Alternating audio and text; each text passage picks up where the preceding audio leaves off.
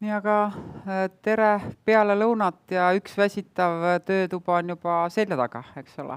Et proovime nüüd, et see teine töötuba siis oleks vähem väsitav. Mina olen Jaanika, juba kohtusite minuga hommikul natukene ja praegu siis teen teile töötuba. Ja siin on nüüd kirjas, et see on IT Kolledž ja Tallinna Tehnikaülikool, aga ma võin kinnitada, et mul on näiteks selle sama töötoa slaidid Tallinna Ülikooli põhjal ka prantsuskeelsena, et kui soovite. Et piloteerisin siis seda töötuba teisipäeval Prantsuse delegatsiooniga, keda huvitas, kuidas Eestis see aru kõrghariduses käib. Ja siin on siis täiesti inimlik viga 2026, ehk et ma ei tea, kui paljud teist seda enne märkasid, aga siis mõeldes ka siin enne olnud Tiina töötoale, et kuidas tehisaru abil tagasisidestada, siis meie jaoks kõige suuremaks probleemiks, kui me võtame selle tehisaru endale isiklikuks assistendiks, ongi pisidetailide märkamine. Aga see on täitsa inimlik viga, et mul oleks kell 4 meeles, nagunii läheb meelest ära, et 5. juunil 2026 on ka inspiratsioonipäev. See on siis selleks. Loomulikult kasutan. Siis on vähem teha. Nii, aga kutsume seda küll töötoaks, aga see on siis täitsa teie enda otsustada, kui aktiivsed või kui passiivsed te olete või täna on ka siis reede, et õnneks väga katastroofilisi e-maile ilmselt ei ole, mida siis päästa. Ja proovime siis istuda korraga kahel toolil, et üks oleks siis õppijatool, et ega me ju ise ka mõnikord oleme õppijatoolil, et elukestev õppimine on meil, aga siis ilmselt õppejõu vaatest ka lähtuvalt. Ja mis siis võiks see tulemus olla? Et see tulemus võiks olla selline, et te olete iseendaga rohkem rahul. Sellepärast, et mis on võib-olla kõige suurem probleem täna on see, et me kõik teeme midagi, aga me oleme sellest natukene ebakindlad ja siis selle tänase diskussiooni pigem arutelu võiks näidata, et tegelikult me oleme stepis, kõrbes, džunglis, kus te iganes soovite, aga et kas me tahame või ei taha, hetkel me, ühesõnaga, ma ei saa öelda, et see oleks mu lemmiklaul olnud, aga ühel Eurovisioonil oli Windows 95 ja nendel oli laul No Rules.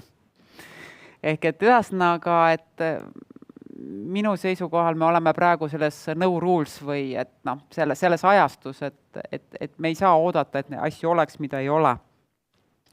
Ja teeme siis niimoodi, et kui vähegi mõte tekib, et siis kohe andke teada ja mis on siis võib-olla nende slaidide pluss, et ma olen nad teinud niimoodi, et te võite neid siis ise oma töötoa läbiviimiseks ka kohe kasutada, et seal viimane punkt siis on igal pool selline, et te võite siis seda võtta nii-öelda rühmaharjutuseks. Nähes teie nägusid praegu, ma ei tea, kui palju me seda kasutame. Nii. Ja hakkan siis pihta, ma olen ise ka uimane natukene, aga siis ma joon seda Pepsit, siis olen vähem uimane. Et mida me ei ole enda jaoks selgeks mõtestanud või kuhu on hea alati tagasi pöörduda, on hoiakud, eetika, normid, reeglid ja tava. Et tavaliselt me oma ainetes ei võta neid mõisteid esimese asjana üliõpilastele letti, aga rääkides eetikast, me peame alati need mõisted siis endale lahti avama ja eetika tuleneb ühiskonnast üldjuhul, et kuidas ühiskond praegu suhtub. Ja kui te nüüd mõtlete, et kas ühiskonnal on üldised suhtumised täna olemas, siis tegelikult ju ei ole ühiskonnal. Et võib-olla meil on väike kogukond, veel väiksem kond, võib-olla meil on rühm õpetajaid, võib-olla meil on näiteks tehnika kõrgkooli õpetajad, kui me nägime hommikul Briti ettekandest, et kellel on siis selline üldine hoiak, aga me ei saa öelda täna, et meil on ühiskonna hoiak. Ja me ei saa öelda, et meil on näiteks Eesti ühiskonna hoiak või Euroopa ühiskonna hoiak või maailma või kosmose hoiak. Ja kuni meil ühiskonna hoiakut ei ole, siis need eetika ja normid, need kehtivadki siis meie enda tehtud sellistes väikestes üksustes ja nad võivad tegelikult minna päris ka vastuollu asjadega. Ma toon näite, mis on võib-olla paremini hoomatav, et olete ilmselt igal pool märganud seda diskussiooni, et kas üldhariduskoolides peaks olema nutitelefonid, eks ole.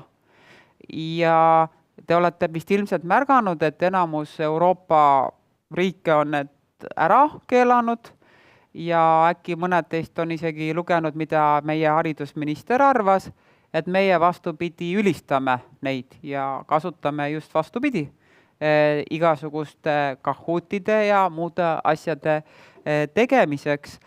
Ja ma arvan, et selles kontekstis te saate aru, et miks ma ei võtnud vastu kohta järgmisel nädalal AI konverentsil Budapestis ümarlauas, et kuidas te suhtute nutitelefonide keelustamisse, et mida ma siis sinna lähen nagu must lammas rääkima.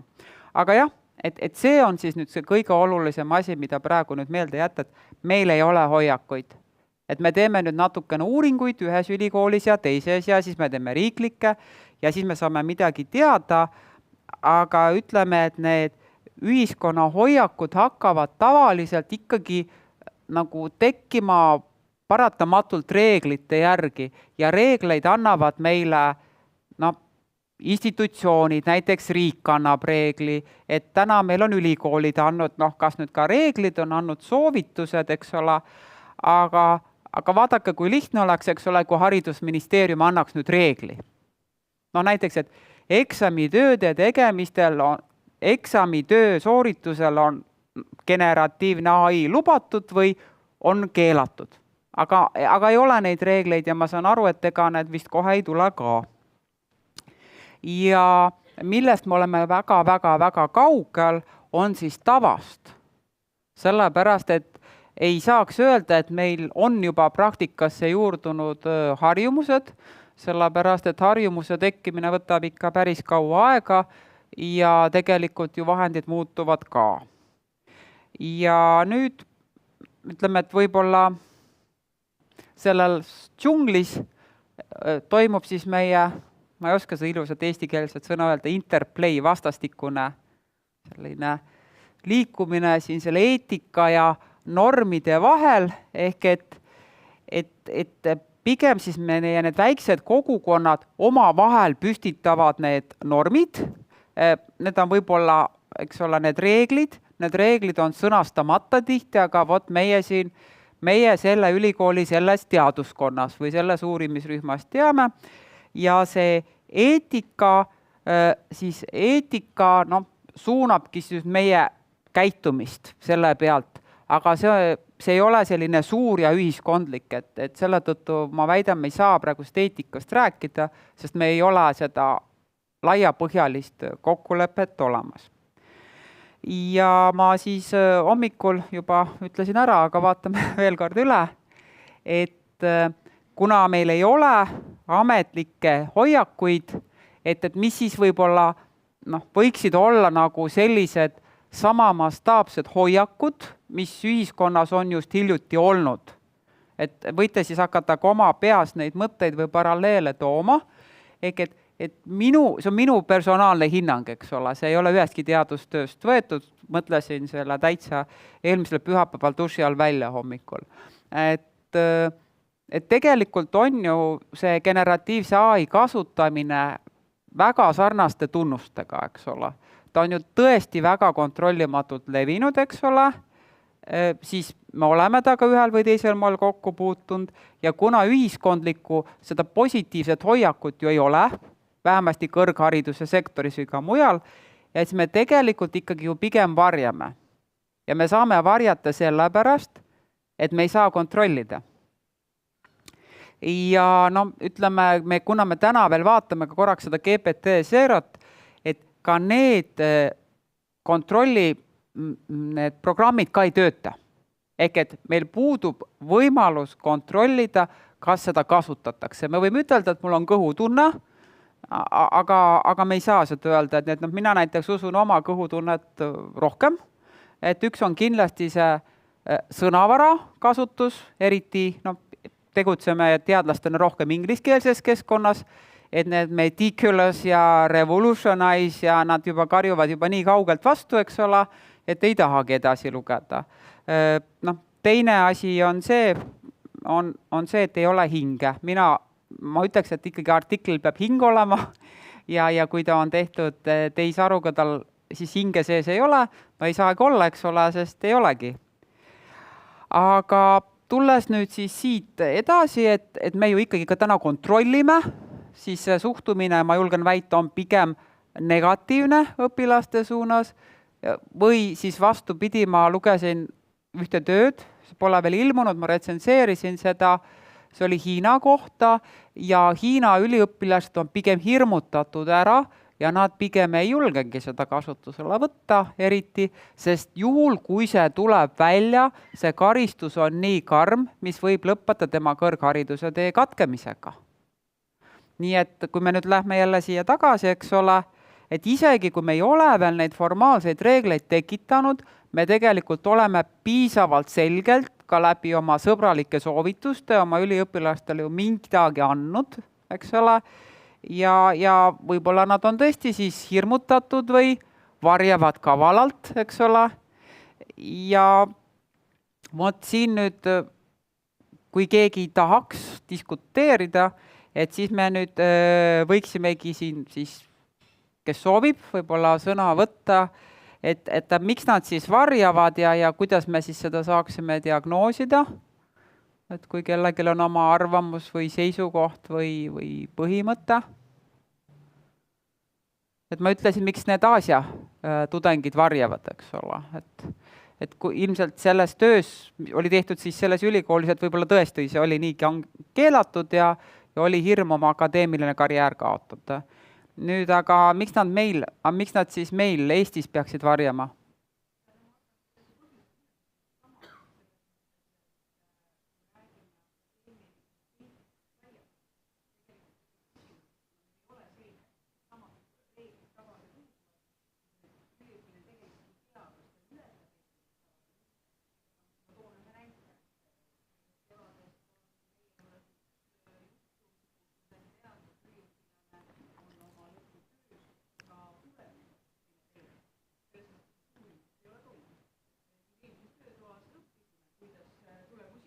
Mina õpetan ka kohe.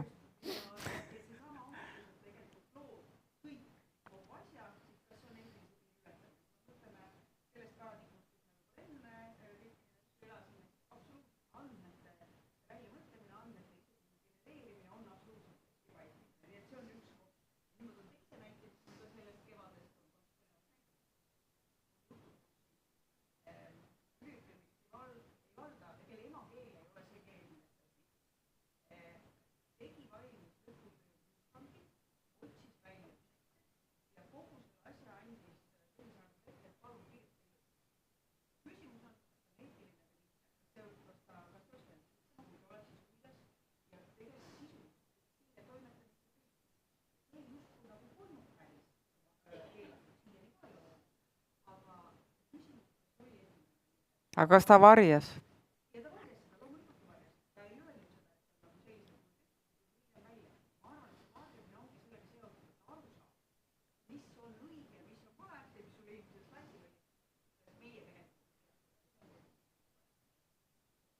Aga no varjamine juba automaatselt läheb teadlase aususe põhimõttega vastuollu, ehk et võiks ju siis öelda, et kas meie õppejõududena oleme ise eetilised, kui me paneme oma õppija sellise dilemma ette, et ta peab varjama asja, mida tegelikult ei peaks võib-olla varjama.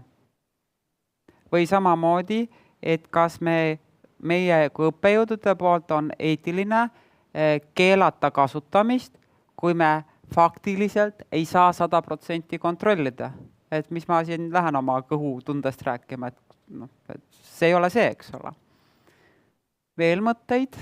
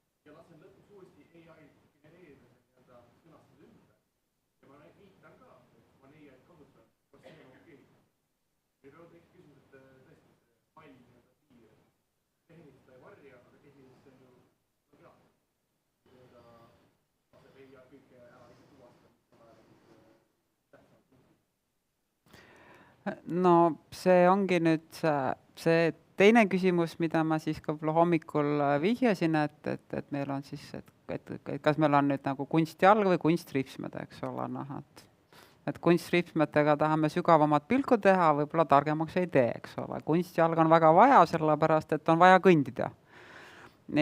Ja ütleme see lause või ka see mõte, et generatiivne AI aitab meil siis loovusel, aga samas ta ei saa aru tekstist, mis ta loob, et kas loovus on midagi sellest, millest ei peagi aru saama, eks ole. Et kui nüüd mõelda sellele asjale edasi, et ega keegi meil ei ole ka väga täpselt kirjeldanud, et kuidas minu aju töötab, et kui ma praegu seda teksti siin genereerin, et kas minu aju tegelikult ka mulle tõenäosusega annab nagu selle järgmise sõna, et ma saaksin sellise hea lause kokku. Eesti keeles on mul seda lihtsam luua, ma väga palju ei mõtle ette, et võõrkeeles mul on raskem luua, eks ole, et selles osas, et mis nüüd siis teistmoodi on, et kui ta tõesti kirjutab ise kokku ja siis ta laseb selle ümber sõnastada, see ei ole ju plagiaat. Sellepärast, et keeletoimetajad teevad ju seda sama ja kui me nüüd mõtleme kõrghariduse puhul, et kindlasti teil paljud puutuvad ka kokku doktorantidega, eks ole, ja see hüpe nüüd, mida peaks tegema üks tudeng, kui ta on magister ja läheb doktoriks, tegelikult see on ju liiga suur, kui te mõtlete, kuidas teksti luuakse. Et kui me seal bakalaureuse ja magistris nõuame, et sina oled oma töö ainuautor, eks ole, ja siis doktoritöös me pigem nõuame, et sina publitseerid oma 1-2 juhendaja või uurimisrühmaga, et kus seal üldse siis see sinu tekst juba on, et kui see lõpmatusel ümber sõnastatakse, et siis ongi küsimus, et kas see on eetilisem, kui inimene sõnastab ümber, võrreldes sellega, kui siis selleks ette nähtud programm sõnastab ümber. Et kus algab plagiarism ja kus lõpeb Grammarly, eks ole, ja Quillbot on seal kuskil vahepeal näiteks. Ja siin me jõuame jälle selline samasse asja, eks ole, et me pigem teeme seda nõiajahti ja me teeme seda nõiajahti ka iseendale, kui te järele mõtlete. Ehk et mingil hetkel me peame ilmselt alla andma ja me tõesti ei saa enam mingil hetkel kontrollida, isegi kui me väga tahame, et kus seda teksti on kasutatud, sest akadeemiline tekst ongi selline igav, standardiseeritud, selline teema-reema jutukene ja kus me pigem läheme sisu otsima. Et kus me läheme otsima, et see sisu on huvitav muidu või on see sisu puhas jama. Ehk et ütleme niimoodi, et kui see üliõpilane ise kirjutas kokku puhta lolluse, ega siis see keelemudelist läbilaskmine tegi ilusa puhta lolluse. Ehk et kui me räägime sellest, jällegi sellest eetikast, eks ole, sellel eetikal, mida me ei saa veel üldse mingit eetikat välja käia, kuna see on must maa, et siin on minu arust nagu hästi palju seda võib-olla ikkagi seda akadeemilist eetikat, mida me peaksime nagu mõtlema, et me ütleme, et akadeemiliste töötajatena, et kuidas me toetame seda vaimset arengut, ehk et kuidas me paneme siis selle õpilase tahtma üldse seda teksti luua. Et mis meie valesti teeme, kui ta ei taha luua akadeemilist teksti, kui ta tahab, et keegi teine selle tema eest ära teeks, et see ongi see mõõdupuu. Aga võib-olla liigume siit edasi, ehk et siis võib-olla selle COVID-i mälestuseks siis ka, et miks ma selle paralleeli tõin, ega ta ei ole ju mälestus, jälle uus tüvi kusagilt, eks ole, tuli. Et mis me tegime, et mäletate, mingites riikides pandi inimesed, pitseeriti ju need uksedki kinni, ei lastud välja, eks ole. Ja lõpuks kõik andsid alla. Ja praegu me lepime, et see on. Ehk et praegu on küsimus, minu hinnangul on see, et praegu on lihtsalt küsimus, kui kaugel on see hetk, kui me kõik lepime, et kõik akadeemilised tööd, ka mittetööd võivad olla sellega kirjutatud ja mis on kvaliteedinõuded, et mida me ootame. Ja võib-olla mõned žanrid muutuvad siis suhteliselt imelikuks. Näiteks kirjandusülevaade on minu arust väga imelik žanr, et mida siis võib-olla kirjutada, sest selleks hetkeks, kui ta publitseeritakse, ta on nagu niivõrd aegunud ja ma saan ju kohe võtta värsked, et ma ei kirjuta, et kirjandusülevaadet oleks mul vaja selleks, et aru saada, kas mu uurimisküsimused on relevantsed, mitte sellepärast, et kirjutada artiklit, et võib-olla tänu sellele kaovad mingid akadeemilise kirjutamise žanrid üldse ära pigem. Nii. Ja siis see teine väljend see tehisaru kui alkohol, eks ole, et seal peab ju olema põhjus, et mäletate ka, et ma hommikul küsisin, et kui palju siis meie teine peaesineja seda kasutab, ma tahtsin Briti käest ka küsida, ma unustasin ära. Et tõepoolest, et me ei kasuta seda siiski lõbu pärast, et vähemasti oma selles õppetöös või ka akadeemilises töös ka õpilased ei kasuta seda väga lõbu pärast, et mõelge, kui palju te kasutate seda sellel hetkel, kui te ei tööta. Ehk et proovige teie ka mõelda, et ma hakkasin ka praegu mõtlema, mõtlemisprotsess läks käima, et proovige mõelda olukorrale, kus teie nüüd kasutasite näiteks GPT-d või muud generatiivsed keelemudelit puhtalt mitte oma töö otstarbel, kohe üldse ei olnud, kohe grammigi ei olnud tööga seotud, et ma võin teile näite tuua, mul tuli meelde, tükk aega mõtlesin, aga meelde tuli praegu. Et ma mäletan, et ma olin jaanuaris 6 aega Madridis, olin lähetuses ja siis ma mõtlesin, et see on nii hea mõte, et ma pildistan seda oma hommikusööki ja siis ma küsin, et anna mulle kalorid, eks ole, ja anna mulle ka proteiinid, ühesõnaga süsivesikud ja suhkrud ja nii edasi ja see oli päris vahva, aga jumala eest ei ole 100 grammis apelsinimahlas 4 grammi proteiini, ei ole. Lihtsalt ei ole.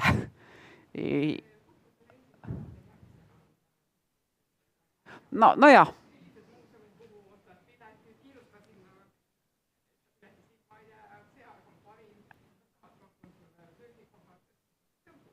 Jah, no vot. Et tuli ka ikkagi midagi nagu meelde, eks ole, ja kui te sellele mõtlesite, see ei tekitanud ju nagu väga stressi, eks ole. Aga see, mida me akadeemiliselt praegu kasutame, me kasutame teda ka oma tööalaselt ikka sellest, et saaks kiiremini lõõgastuma ja et oleks parem tunne, et me oleme ennast kuidagi tööga üle koormanud ja tahame seda paremini ära teha. Aga ütleme, et siis on teatud tööd, et kus me saame siis pärast ka tagasi minna, et me saame võib-olla ilma hakkama, aga päris tihti inimesed võivad sattuda ka sellisesse sõltuvusse, et nad ei saa sealt tagasi minna, et ma küll tunnen inimesi, kes kirjutavad artikleid generatiivse AI-ga ja nad on väga produktiivsed.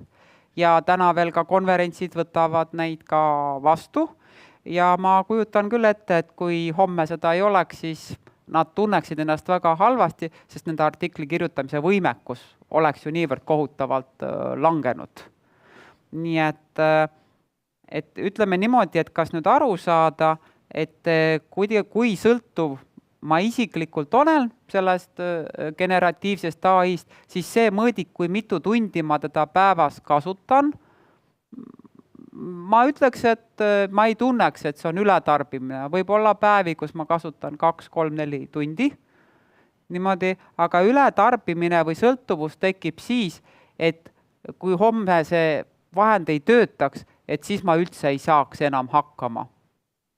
Ja tegelikult see väljendub ka selles, mis on minu arust päris ohtlik, et need, kes tunnevad ennast nii-öelda eriti, meie akadeemiline töö on ju päris palju kirjutamine, räägime ka, aga kirjutame ju rohkem, eks ole. Et ütleme, et väga ohtlik on see, et kui ma nüüd võimestan ennast selle tehisaruga üle ja ma võtan endale veel nii palju kohustusi juurde, et sellel hetkel, kui mul ei ole võimalik teda kasutada, siis ma tööstressi tõttu kukun kokku. Ja mina ütleks, et see on ka ebaeetiline. Aga see on ebaeetiline iseenda suhtes. Et seda piiri peaks nagu ise mõõtma, et see võimestatus on nagu väga hea, aga et ärge mõelge see sõna tehis, mõelge ikkagi kunst, mõelge exoskeleton, ehk et siin on meesterahvaid ka, aga tegelikult see on spordis ka, muidu ma ütleks näiteks kompressioonpõlvikud teevad jooksmise ägedamaks, eks ole, võimaldavad paremat performance'it, eks ole.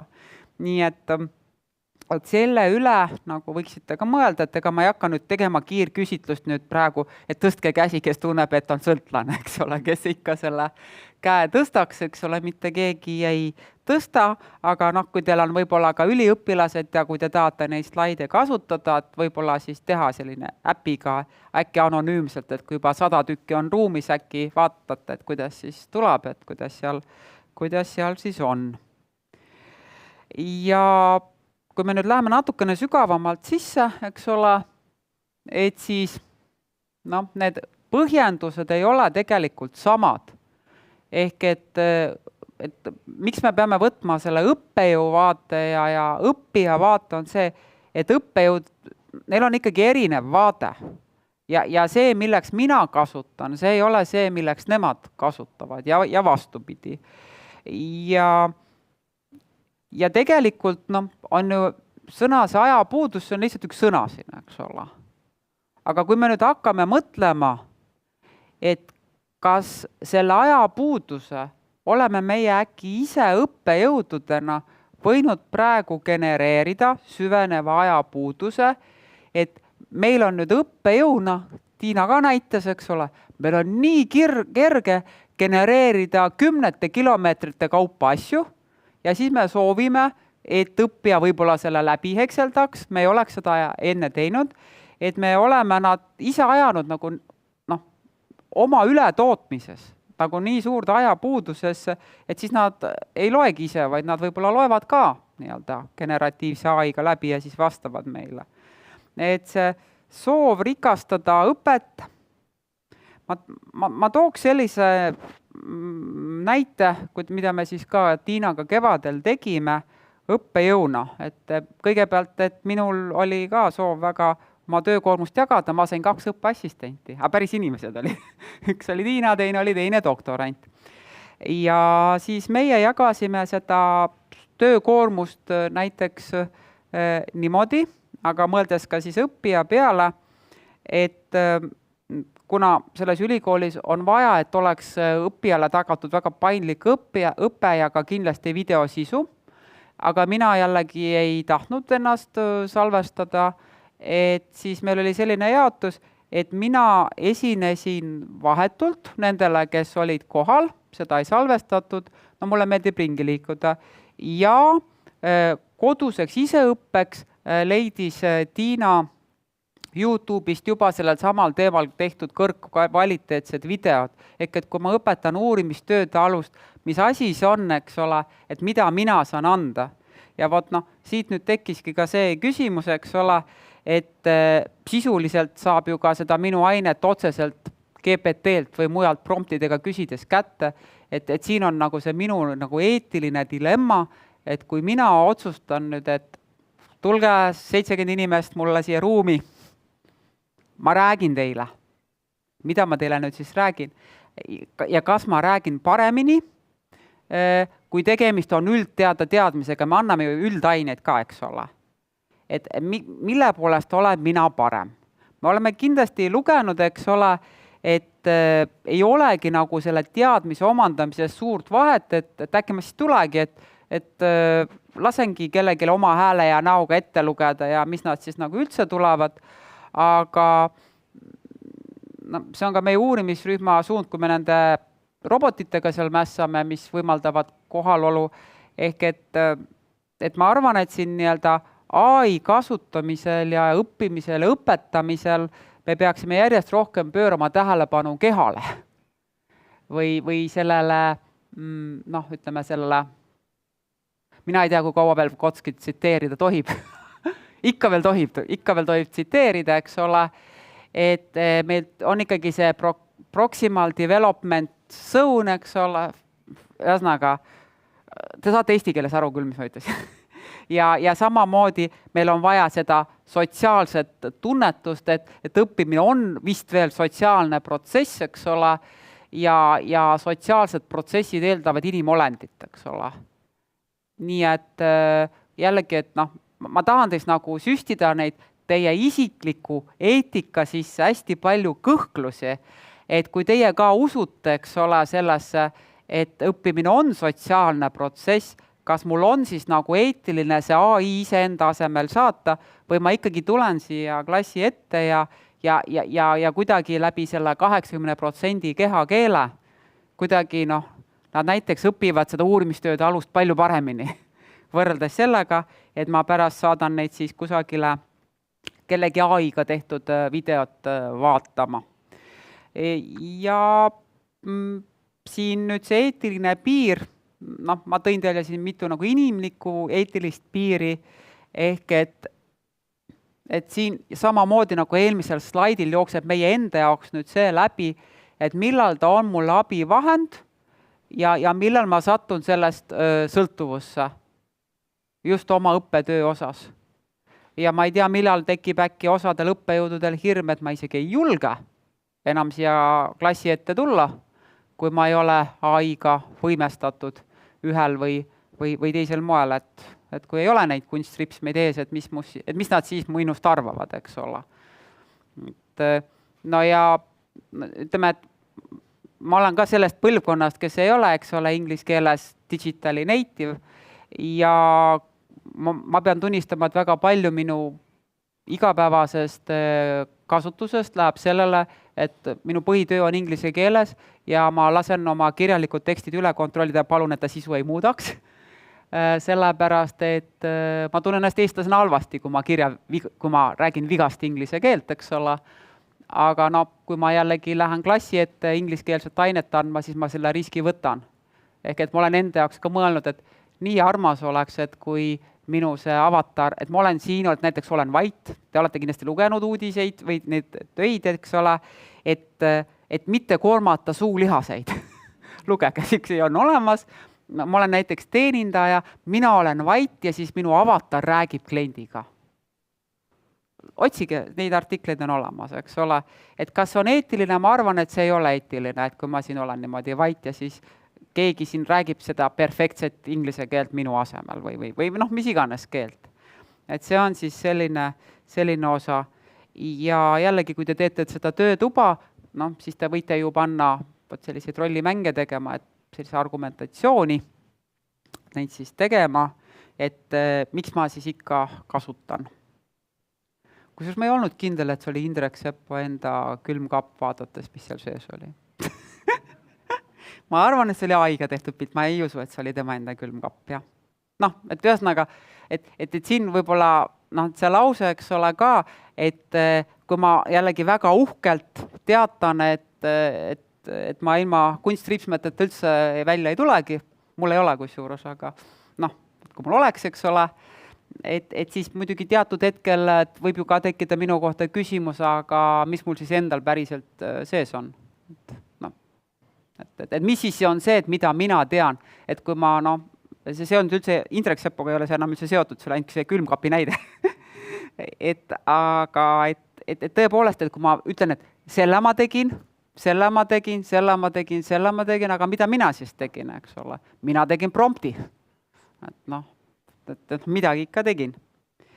Aga lähme edasi, et ma ütlesin, et eetikat ei ole, eks ole, aga kui teil ei ole seda community eetikat, kogukonna eetikat, no siis te peate selle julguse kokku võtma ja tegema oma isikliku personaalse eetika, eks ole.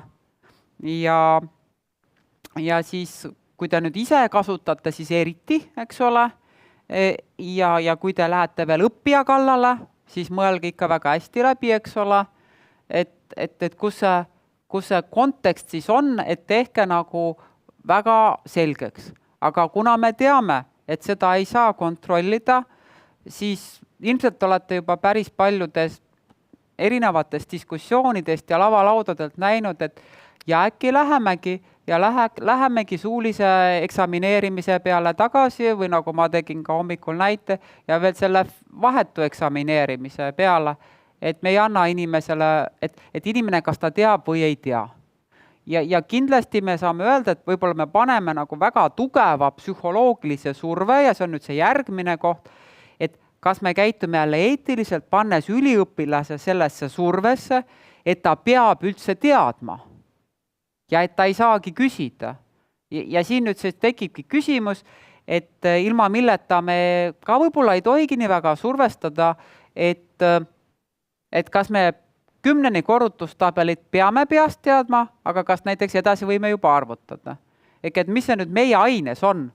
Et mis on nüüd meie aines, noh, ma ei tea, 10 liitmine või 10 korrutamine, mille kohta meie julgeme väita, et see on meie aine põhikontseptsioon ja palun vabandust, selle sa pead pähe taguma ja selleta sa pead une pealt ütlema, või nagu ka minu füüsikaõpetaja mulle ütles, et vot meie õpime nüüd need kõik mehaanika kuldreeglid nii pähe, et kui keegi teid keset tööd üles ajab, siis sina tõused püsti, et voolutugevus vooluringis on võrdne pingejuhi ots selle pöörde võrdne juhi takistusega, isegi kui sellest aru ei saa. Nii, vot nii on ka, juba suudan nagu Indrek Sepo teha. Ja. Okay. Et see on võib-olla see asi, et need kokku leppida ja sealt edasi, siis me peaksimegi lubama neil kasutada. Sellepärast, et tegelikult, kui nad ei tea meie aine põhikontsepte, siis nad ei suudagi prompti moodustada, kui te mõtlete. Et see näide ka, et see Tiina, et sa küsid, mis on kvantitatiivne, eks ole, noh, ja ta vastab sulle kvalitatiivse kohta, et seda ta võiks ikkagi aru saada. Ehk et mis see on ja sealt siis juba edasi, kuidas see täpselt käib, noh, miks mitte.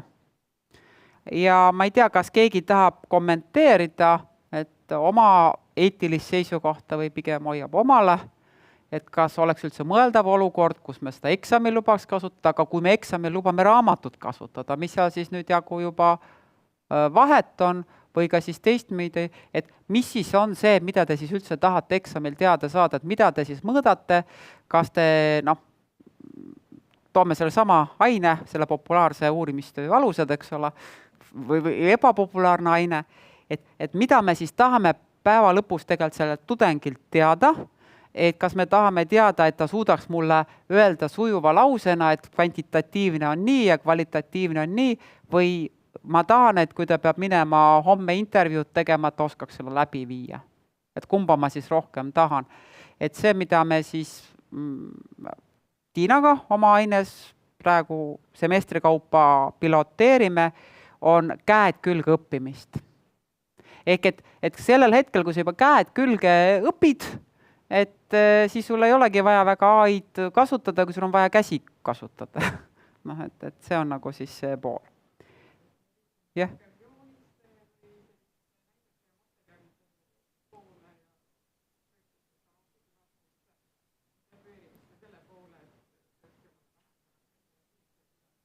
Just.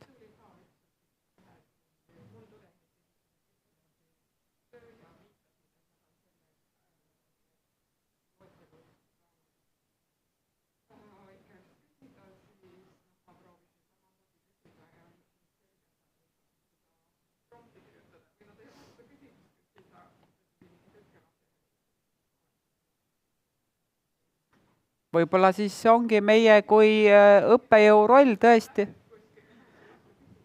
Et võib-olla me siis oma aines alustame iga tund sellega, et ütleme, et vot täna õpime selle A, B ja C tähe ära, selle mõiste ja nüüd me teame neid 3 mõistet, nüüd proovime selle pealt nüüd prompti ehitada, mis annab teile selle järgmise teadmise. Ja ega nad üle 3-4 mõiste ilmselt ei võta põhimõiste vastu, aga kui te mõtlete, et teil on näiteks semestris 10 tundi, võib-olla nad saavad 40 põhimõistet õpivad selgeks, me ei nõuagi rohkem, aga nende 40 põhimõiste peale te saate promptid ehitada. Ja promptide peale saate sõnaraamat ehitada ja küll ma ikka kiidan ennast ja Tiinat, meil oli ikka nii äge aine, eks ole. Et toon näite, kuidas meie tegime niimoodi, et tund algas sellega, et me küsisime siis sõnapilvena, küsisime siis tulemusena, et öelge lihtsalt üks sõna või fraas, mis teile eelmisest tunnist kõige rohkem meelde jäi. Tund oli pikk ja siis me tegimegi nende pealt neile lõpuks sõnaraamatu. Et mis nendele siis, selle 80 tudengina, mis olid siis need mõisted, mis neile kõige rohkem meelde jäid meie ainest ja siis me tootsime neile selle sõnaraamatu. Ja kindlasti ikka jah, minge kuskile, et nad saaks aru, et kus me seda rakendame, sest see põlvkond tõesti ei ole nõus seda, jah, palun. Tanel, tükka vilistame, ma tahtsin küsida, hakkas huvitama, kuigi mitte tehnikalausa, ma tahtsin selle eelmise teema juurde minna just tagasi, et see eksami, ikka õige teema, eksamil kasutamine, kuidas oleks see lubatud. Mul tekkis selline huvitav paradoks, et kui sa ChatGPT kasutad, siis kuidas sa saaksid seda ülesannet püstitada või küsimust esitada, selles mõttes, kui sa eksamil esitad küsimuse või püstituse, siis see on juba ju piisav, et ChatGPT saaks sellele vastata. Kuidas saab õppija kasutada ChatGPT selliselt, et kuidas sa saad esitada sellise küsimuse või millegi, millele sa saad vastata nii, et ta saaks kasutada ChatGPT selliselt, et see paradoks, et sa ei saa ju ise ikkagi ka kuidagi pingutama. Sa pead neid, jah, et see peab, jah. Ma ei tea, maakera ümbermõõt, siis sa küsid selle ChatGPT käest ja sa annad vastuse, aga sa ei pea ise mitte midagi mõtlema. Kuidas küsida, jah. Selle töötoa ma teen aasta pärast, siis ma toon teile head näited, aga praegu siis selline kiire esmaabi on see, et võib-olla pole väga eetiline, aga te saate siis küsimused nii püstitada, et te saate vahele võtta või väga lihtsalt välja selgitada, et ta ei tea selles kontekstis, et mitte kellelgi ei ole eksamil aega, et ta hakkaks neid samu põhikontsepte, põhikontsepte küsima, ta hakkab kohe küsimusele vastama. Aga kui see küsimus on nii püstitatud, et need põhikontseptid peaksid selged olema, siis sa saad halva prompti koostada ja sa võid saada halva vastuse. Ja eriti kiuslik oleks kirjutada muidugi küsimus, kus on viga sees. Või kaheetapiline, jah.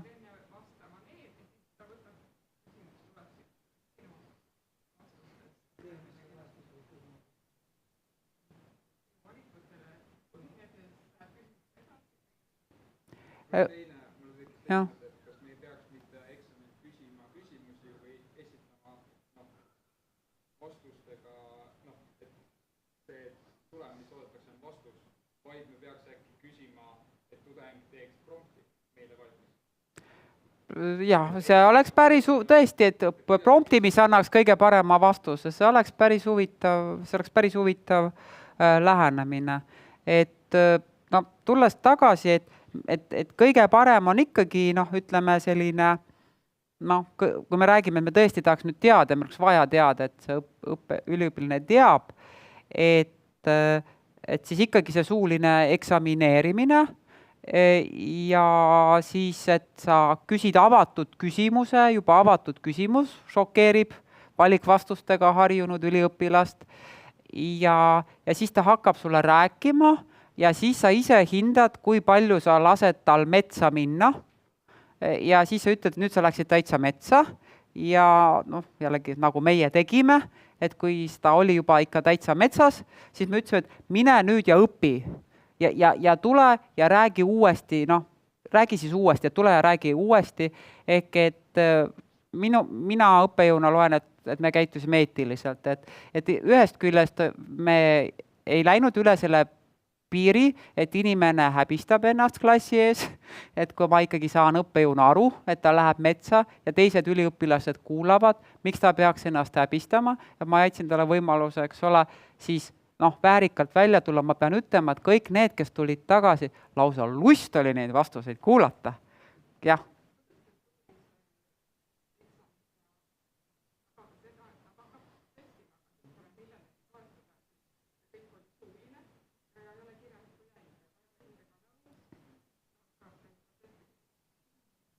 Siin me nüüd võiksime mõelda ka sellele, et kas me kõrghariduses ei ole mitte juba seda aega ära elanud, et panna hinnet, et antud juhul meie rääkisime arvestuslikust ainest, kus me tahtsime, et oleks tehtud niivõrd palju vastamisi ja nii palju kodutöid, et mille tähendab, et me ütleme, et keelemudelid on kallutatud.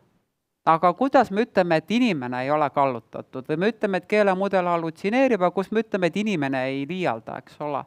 Nii et hinne on alati subjektiivne, seal võib olla alati ka inimese ja inimese vaheline eelarvamus, keelemudelil ei ole seda eelarvamust, ehk et ütleme see vaidlustamise osas, kui me nüüd, see läheb AI eetikast välja, eks ole, aga võib-olla siis vajadusel filmida või tõestada, aga ikkagi mina nagu küll ei võtaks õigust ütelda inimeste mõtetele hindeid panna. Mina julgen ütelda, et inimene sai kontseptsioonist aru või ei saanud, aga sellele mina hinnet panna ei julgeks. Õnneks mul ei ole ühtegi ainet, kus ma pean hinde panema. Et sa ei ole, see on väga võib-olla halb väljend, aga et sa ei saa olla natukene lapseootel, eks ole. Et mina lähtun sellest, et kas õpilane teab või ei tea, aga et ma ei saa nüüd panna hindet, et nüüd ta natukene teab. Jah.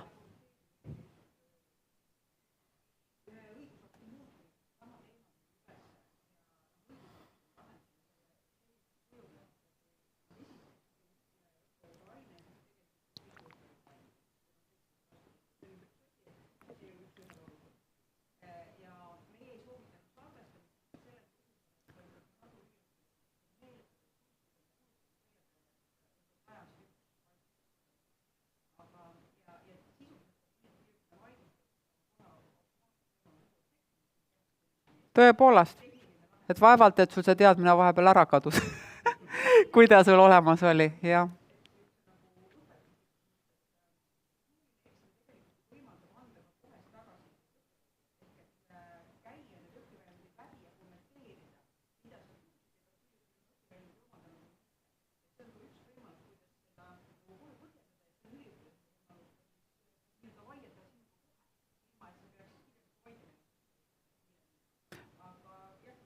Aga jah, just, aga siin ongi, eks ole, et tuletab meile meelde, et me räägime sellest eetikast ja pigem, eks ole, et ega see keelemudel ei ole ju iseenesest, eks ole, ega tema ei ole eetika kallale roninud, eetika on meie sees. Temal ei ole, sellel ei ole eetika on meie sees ja mina tahaks ikkagi teie südametunnistusele panna seda, et teie käitumine või meie käitumine oleks eetiline, et me ei looks meelega olukordi, kus me võtame vahele või tekitame neid olukordi ja me oleme väärikad, isegi siis, kui see olukord võib-olla on natukene nende kahjuks, aga jah, et tõepoolest, et ei ole mõtet ka seda lihtsalt teha videosalvestusi selleks, et lihtsalt elektrit ja salvestusruumi raisata. Nüüd see TI sõltuvus, iseenda puhul tunnete ise ära, millal käed värisevad ja süda peksab, eks ole, niimoodi.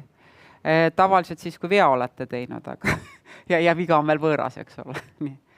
Aga üliõpilase puhul me siin ka lõunapausi aeg rääkisime, et pigem üliõpilase puhul ta ei tule otse välja, aga ta tuleb siis välja, mis ei pruugi olla ainult TI kasutamisest, ta võib olla ka sellest, et inimesel ei ole sotsiaalseid oskusi või suhtlusoskusi või esinemisoskusi, et kui inimene suulisel eksamil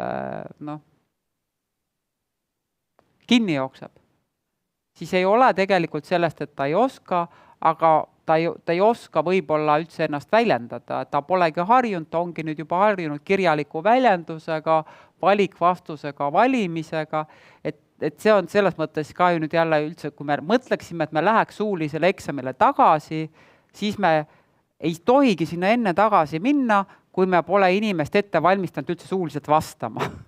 Et täna võib küll nii olla, et enamus inimesi ta saab nii kõrge stressi, et ta stressiga jookseb see aju kinni ja võib-olla siis ei oska välisaju käest ka promptiga küsida.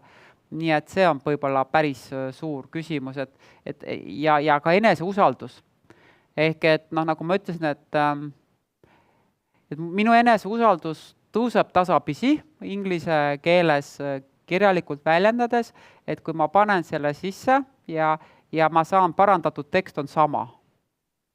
Ja ma näen oma progressi, eks ole, see on päris hea, keerukamate lausete puhul võib ei ole, aga on palju hullem asi, mida selline asi on meiega teinud, on see, kas teie olete märganud, et te julgete liiga kirjavigadega kirjutada, sest ta parandab ära. Ja see teeb mulle palju rohkem muret, et kui mul on kiire, siis ma täitsa teadlikult kirjutan vigadega teksti ja ma isegi ei märganud seda enne, kui ma nägin ühte kolleegi, kuidas ta promptis. Ja ma mõtlesin, issand, milliste vigadega sa kirjutad seda inglise keelt, mitte eestlane, eks ole. Ja siis ma vaatasin, vaata oma kapsaaeda. Nii et see on nagu see kontekst, et mina loen seda küll ohumärgiks, et kui ma sellest aru sain, siis ma ikkagi püüan nii hästi, kui ma oskan kirjutada õigesti, sellepärast, et tähendab, see on see, mis meid võib-olla kõige halvemalt muudab, on see, et me muudkui vähendame seda isiklikku panust ja siis meie kvaliteet langeb ja me õppejõududena mõtleme, et meie kvaliteet ei lange, aga tegelikult see on nagu äris, eks ole, äris ju öeldakse, et olgu, ma jooksen, mis siis saab, et ma panen nagu täis kiiruga ja ikkagi ma olen konkurentidega sama kaugel ja siis vastus on see, et aga muidu see jääks taha. Ehk et ma arvan ka, et kui me õppejõududena praegu ikkagi väga teadlikult iga päev ise ei kasuta ja ei õpi, siis me jääme taha ja minu arust see on ka ebaeetiline. Et see on ka ebaeetiline, kui me ei õpi ja me jääme taha. Sellepärast automaatselt meie kvaliteet langeb. Ja need see positiivne rakendamine, sõna positiivne on jälle kallutatud, eks ole. See sõltub minu eetika mullist, eks ole. Et mina seda keelekorrektuuri teen, tagasisidestamist teen, ma ei saa teha summareid, kokkuvõtteid, kui ma ei valda teemat. Ehk et mina täna kasutan ainult siis, kui ma ise teemat valdan ja kui ma teemat ei valda ja siiski ma lasen teha, siis ma ikkagi loodan, et need teadusallikad või õpikud äkki veel ei ole kirjutatud ka keelemudeli poolt ja siis ma loen juurde. Et ma kindlasti ei julge üliõpilasele anda seda vastust. Vot. Ja ma arvan, et ei viitsi mitte keegi neid asju ise teha, aga ma tegin teile valmis praegu juba ette need küsitlused, või need küsimused ja vastused oma GPT-s, et ma tahaks teile selle asja läbi näidata, ehk et kuidas siis õppejõuna või ka üliõpilasena on väga lihtne asju teha. Ja ma ei tea, kus on see eetiline piir, sest nagu ma ütlesin, eetikat ei ole, aga ma näitaks teile neid asju natukene. Ja ma nüüd pean hakkama 2 akna vahel siis liikuma, et kõigepealt seesama kirjanduse ülevaate asi, mis ma rääkisin, eks ole, et no nüüd, kus meil on Scopus AI ja teised sarnased tööriistad, me saame teha naturaalse päringu, me ei pea enam midagi võtmesõnadest teadma, nad on küll piiratud tavaliselt otsingumootorid kindla andmebaasiga, aga see on nii lihtne ja ta ju annab mulle alati kohe need asjad ette või moodustab ka otsisõna, et siin nüüd tekib väga suur kallutatus, et kui sulle meeldib üks allikas rohkem, siis sinu need tulemused hakkavadki sõltuma sellest sinu lemmik, on see Scopus või Web of Science'i või kellegi teise tulemustest. Noh, ja vaatame siis, eks ole, et kuidas siis nüüd leida selliseid vahvaid artikleid. No, kui te ei teadnud, te võite eesti keeles ka kirjutada, näiteks 2025 aasta kõrgharituses eetilise AI kasutamise artiklid. Põhimõtteliselt kirjutate kirjavigadega vabas vormis 200 tähemärki. Kui uurimisküsimuse panete, eks ole, siis juba läheb väga hästi, aga 200 tähemärki ja siis läheb, eks ole. Niimoodi, vastab küll inglise keeles. Et esiteks te saate siit kätte selle väga ilusa otsistringi, millega me kiusame kõiki üliõpilasi, kuidas oma kirjanduse ülevaatele teete, kas ta ei või seda siis siit võtta, teistesse kopeerida. Teiseks, me nüüd saame selle ülevaate ja ülevaatel, eks ole, on ju ilusasti allikad kõik taga, on ju, allikad on taga, niimoodi allikad jooksevad, siin kõrvalt saate minna juba otsa allikatesse sisse, kõik on öeldud, tuleviku asjad, järeldused ja kui meil on sellest vähe, eks ole, laseme veel laiendatud summary genereerida. Eks ole, et jällegi siit nüüd, me ju teame, mida üliõpilane teeb, eks ole, ta võtab selle teksti, sõnastab ümber ja esitab teile. Aga see tööriist on siin ja see on teadlaste tööriist, eks ole. Ja siis te kindlasti olete juba märganud järjest rohkem ka neid vahvaid concept map'e igal pool. Eks ole. Nii, mis on minu põhikontseptid? Kohe näha, siin on minu põhikontseptid, selle pealt esitan teoreetilise raamistiku, püstitan 4 uurimisküsimust, eks ole, ja siis saan kõigi nende kohta, et kui on vaja, iga ühe kohta saan 10 allikat ja ongi nagu olemas, paremalt võtan kokkuvõtted ja kui ma tahan veel eriti äge olla, siis ma tsiteerin valdkonna eksperte ja future direction'i jaoks võtan siin emerging themes. Nagu. See on teadlastele mõeldud tool, kas selle kasutamine on eetiline või ei ole. Nüüd mõelge teadlasena või ka üliõpilasena, kui te teeksite seda koos selle tööriistaga või ilma selle tööriistata, see ajavahe on ikka 10 kordi, eks ole. Nii, et see on nagu see esimene küsimus, eks ole. Aga nüüd, kuidas seda kasutada üliõpilase jaoks, eks ole, siis annategi selle korralduse ja käsite neil siis igal ühel leida võib-olla erinev artikkel ja sellest kokku võtta ja ette kanda tunnis näiteks, et kuidas siis seda tunnis kasutada või oma kasuks tööle panna. Et pigem, kui te teate, et nad nagu niigi kasutavad, et õpetage siis õigesti kasutama, et see oleks minu soovitus. Aga lähme edasi. Vot see on see äge asi, millest te juba täna natuke rääkisite ka, eks ole, et see on tõesti tore asi. Ja fiktiivsete inimeste loomine ja mina paneks selle peale nüüd üldse kõik kvalitatiivsed uurimismeetodid küsimärgi alla. Pange tähele, me saame isegi koerte käest küsida ja kasside käest. Mis ma küll selle peale ei tulnud, ma oleks pidanud kassitoidu kohta tegema, mul ei ole lemmikloomi, ma ei tea. Nii, eks ole. Ja kui me nüüd mõtleme ju teadusartiklis, andmed on anonüümiseeritud, eks ole. Ja nüüd tekibki küsimus, nagu siit eestpingist oli, eks ole, kust me üldse teame, et ta käis seal poes või seal laboris ja ta üldse küsiski inimeste käest ja ei teagi. Et vot see on palju suurem küsimus, et kas nad siis hakkavad tõesti seda intervjueerimist ka meie silmal läbi viima või kust me üldse teame, et ta seda tegi. Ja siin ma nüüd siis, ma näitan, mis ma siis siin teen. Et ma loon nad, ma viin nendega intervjuud ka veel läbi ja teen veel kokkuvõtte ka. Et oleks äge. Ja siis veel kontrollin seda GPT-0-ga. Kõike teen. niimoodi. Ja vaatame, mis mul siin on. Võib-olla suurendan siin natuke. Öelge, kui enam-vähem on. Kas te nüüd näete teksti sealt tagant ka või? Näete enam-vähem? Okei. Ehk et hakkame siis otsast pihta ja mõelge, et kui mina oskan seda teha, siis iga teie üliõpilane oskab seda ka teha. Isegi paremini, eks ole nii.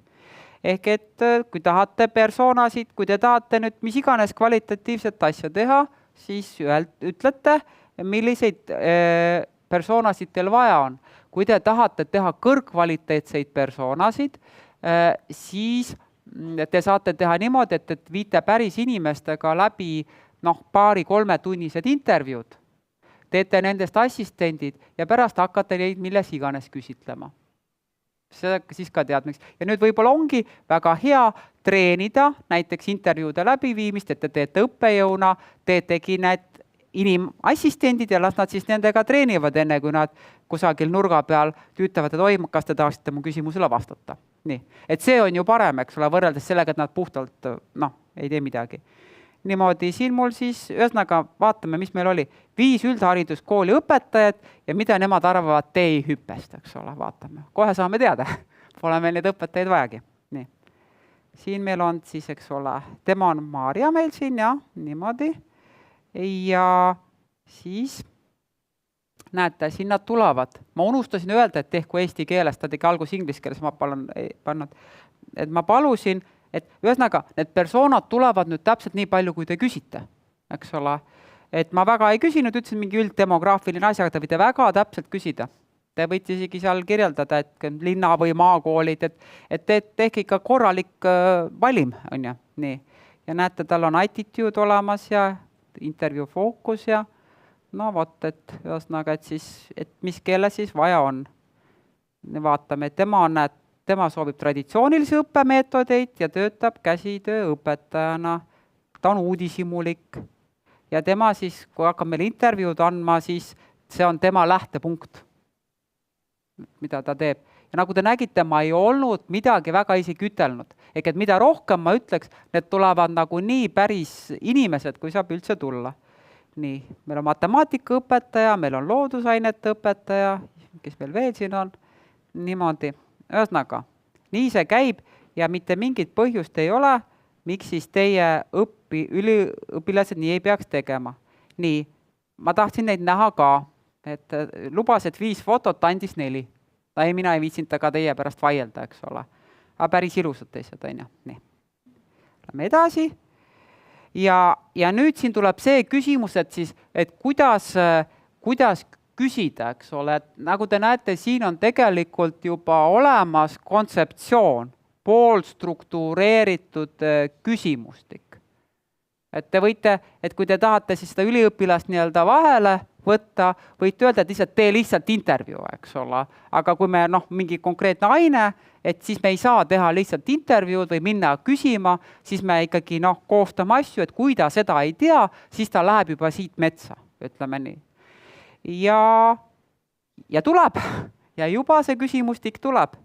Mulle kui intervjueerijale tulevad ühised, eks ole, siis me palume, eks ole, millest nad peavad rääkima ja nende üldisest kogemusest tiigrihüppe ajal ka. Ja õppeprotsessi muudatused ja pole üldse paha, eks ole. Õppetulemuste tagasiside muutused ja veel tehniliste pedagoogsed väljakutsed. Ja kui te nüüd päriselt peaksite sellise küsimustiku tegema, kas te hakkate seda ise mõtlema või lasete ennem sellise teha ja kustutate ülearuse ära, mõelge ise. Nii. Ja nüüd kohe, issand, kui pikk küsimustik. Ja nüüd liigume edasi. Palun intervjueeri kõik neid 5 õpetajaid, aga anna mulle ka nende intervjuude transkriptsioonid. Miks mitte? Vaatame, mis tuleb. Need on ikka päris huvitavad. Nagu näha, siis ka teie kui intervjueeritav olete siin sees.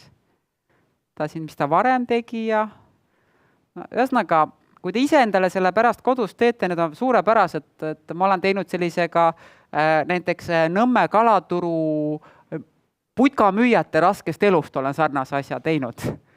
See on mul kirjalikult, ma võin selle teile isegi lisada, ma tegin selle kohta näidismaterjali, aga ma võin selle ka maha kopeerida ja lisada teile. Ehk et nagu te siis näete, siin on väga põhjalikud ja pikad transkriptsioonid ma oleks võinud ka küsida, kaua see mul aega võttis, mitu tundi intervjuu kestis. Nii, aga nüüd siin läheb, issand jumal, oleks võinud vähem küsida. Vaadake, kui palju tööd praegu. Tunnete, kuidas tunnid mööduvad, eks ole. Selle üliõpilase tunnid, eks ole, kes peaks teile selle vastama. Mis te arvate, et ta teeks seda päriselt või? Nii, lähme edasi. Ma tahan edasi jõuda. Oleks võid ikka lühikesi intervjuusid teha. Siin nagu seda ruumi on. Väga hea.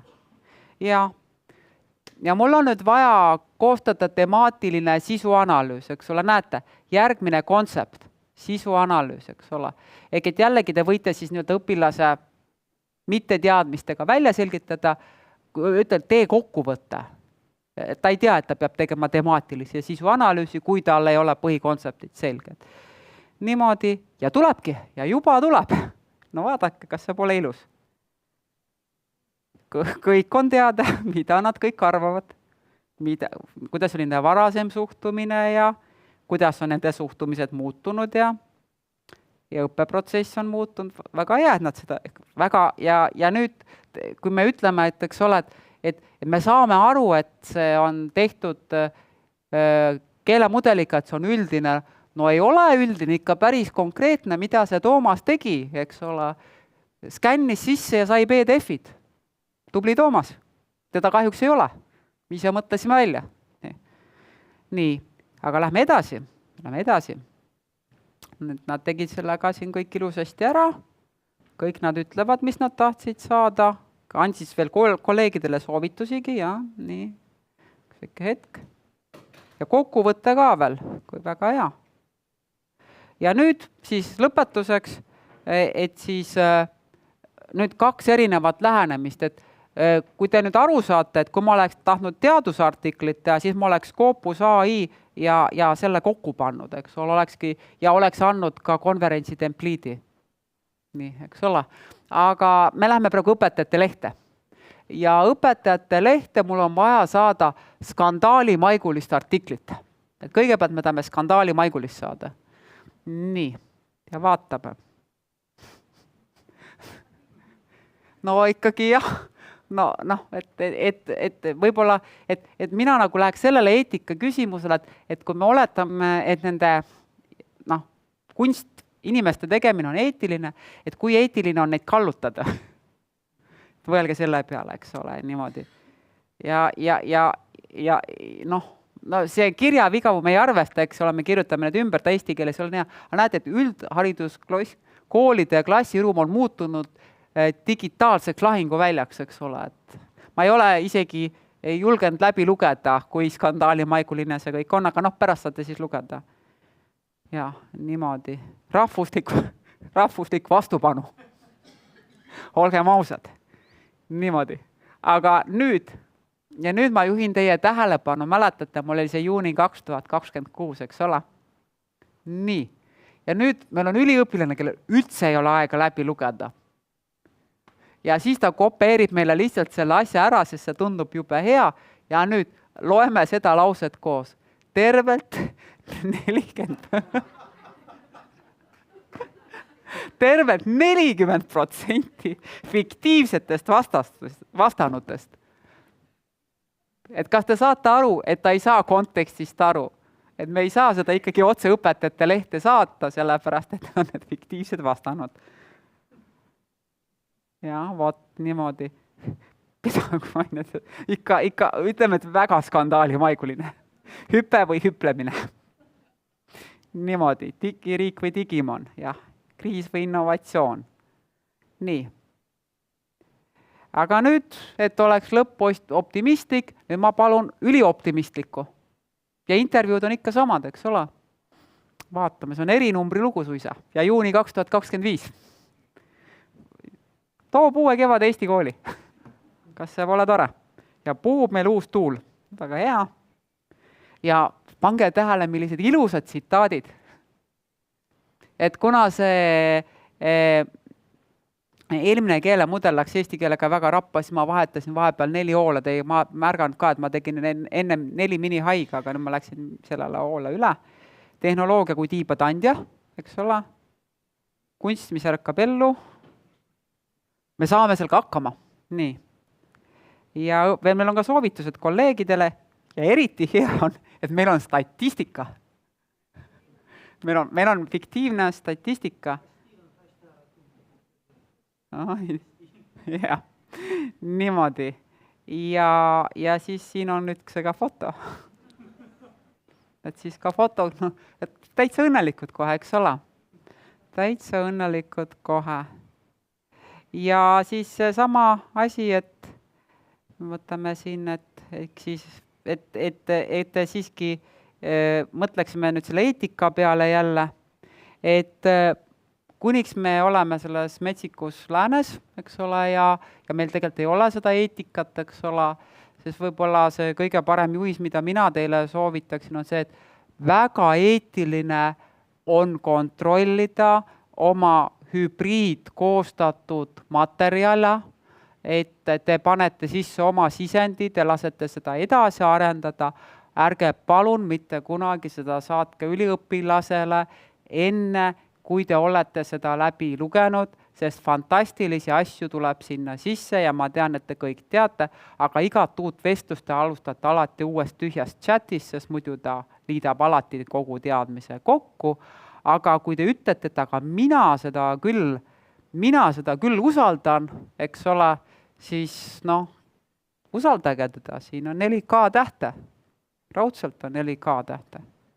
Ja näete, siin ta selgitab, kuidas selles sõnas on 4K tähte. Fokk on 4K tähte. No ilmselgelt on rohkem, aga ta on ju põhjendanud teile ära. Ja nagu, et siit näete ju, et on ju. Et vot, et see, ütleme, et see usalda, aga kontrolli ei ole siis mitte lihtsalt see soovitus, et te peate usaldama ja kontrollima selle tõttu, et GPT hallutsineerib või liialdab, vaid ma ütleks, et te peate usaldama ja kontrollima selle tõttu, et see on teie kui õppejõu eetiline paradigma täna. Et see on teie vastutada. Vot. Ja ma nüüd unustasin ära teile näidata, aga teeme sellega ära, et ma korraks tagasi, et kas me nüüd ikkagi võtame kuskilt mingisuguse asja, kus me tegime uurimistööd, see on ju põnev, sellega me kontrollime. Vaatame, kas siin on mingisuguseid põnevamaid kokkuvõtteid. Võtame ja viskame ta AI detektorisse sisse, eks ole. No.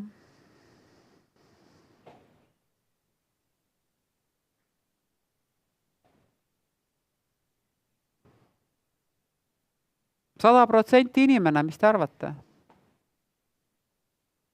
Masin ütleb, kahtlete või? Ei kahtle, eks ole.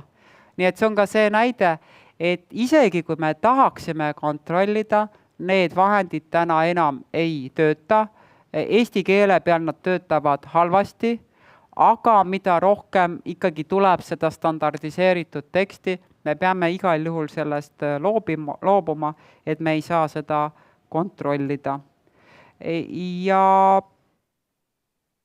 Ja voilà, nüüd tuleb reklaam.